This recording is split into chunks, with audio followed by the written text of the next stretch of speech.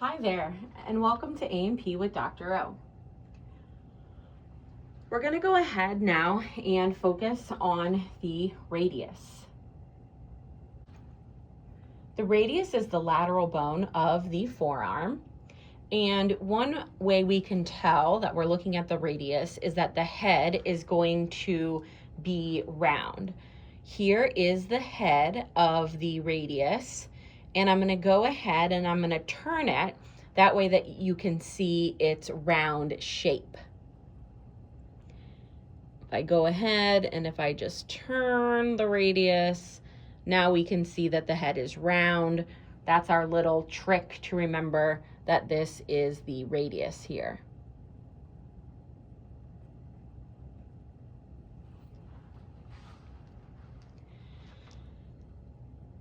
Again, here we have our head.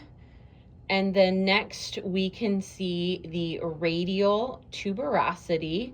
Remember, a tuberosity is a smaller rough projection. Here is that radial tuberosity there.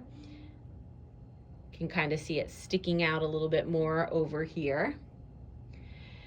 And then the other structures we're going to see are at the distal end of the radius. We have a pointed projection. Remember, a projection or bump is a process. When it's pointy, we use the term styloid. This then would be the styloid process of the radius. And I can kind of turn that, and then that way you can see that styloid process a little bit better. You can see the point there.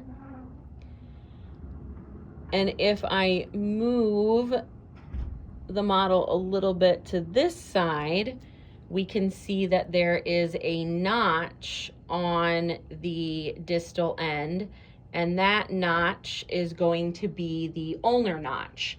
And the reason why it's called the ulnar notch is because it articulates with the ulna.